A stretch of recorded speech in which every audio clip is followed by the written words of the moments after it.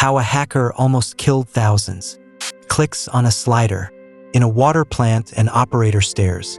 A city of 15,000 people is one click away from disaster. This isn't a movie. This is the Oldsmar Water Plant attack. You are an instrument technician. You spend your days programming PLCs, configuring Scada screens, calibrating sensors. But the world is changing. New threat is crawling into your control room, not through wires but through a screen.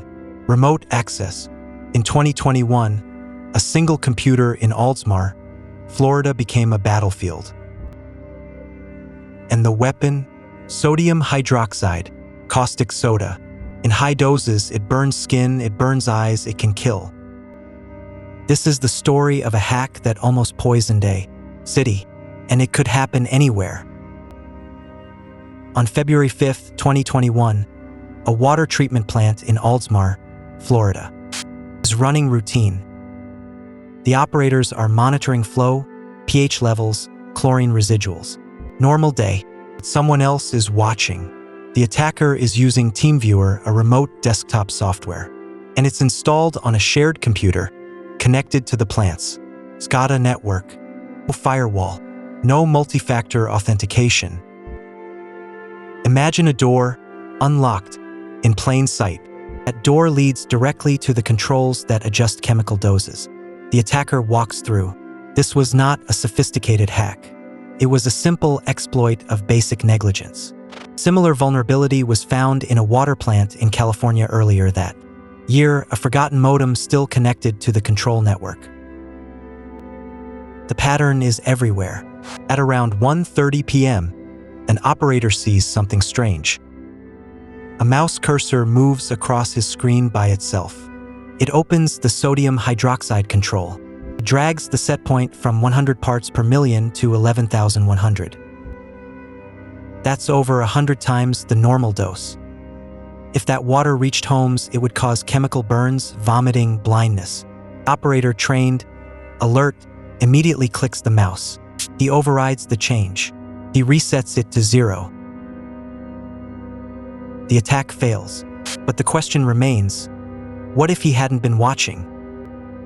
The hacker tried to poison a city, and no one knows who they were. The attacker simply vanished into the digital ether. Think about that operator. He's sitting in a room with flickering lights and humming servers. He's responsible for keeping water safe. But now, he's the last line of defense against a digital attack. OT cybersecurity isn't about firewalls and antivirus alone. It's about people. The operator at Oldsmar looked at that cursor moving on its own, and he didn't hesitate. He hit override. He stopped a catastrophe. But what about the night shift? What about plants with no dedicated operators? In 2019, a German water plant suffered a similar intrusion. Operators didn't notice until the water was already tainted. The cost of this attack is invisible $0, 0 injuries. But the potential cost is measured in lives.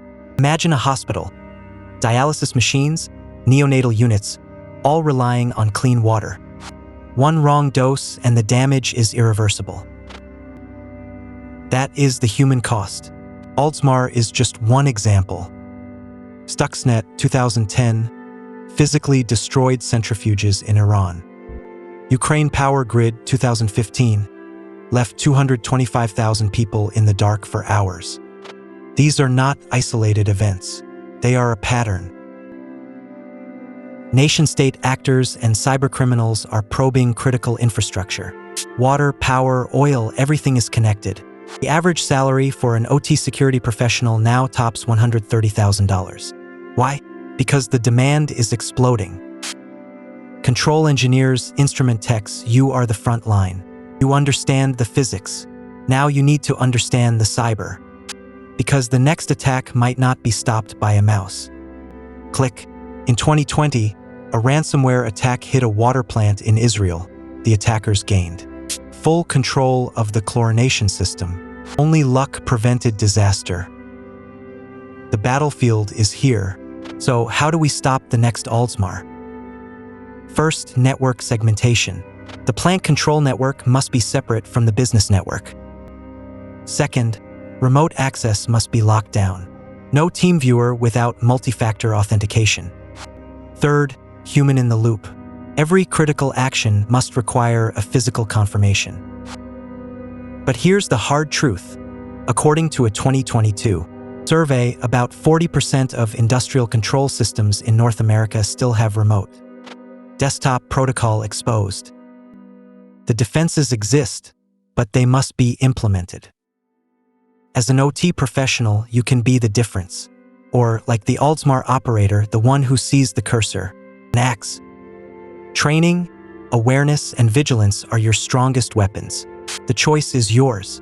The Oldsmar attack made headlines for a day. Then it faded. But somewhere, right now, another cursor is moving across another screen. The water you drink, the power that lights your home, all of it is defended by people like you. The war is quiet, the war is digital, and the war is already inside. Stay vigilant.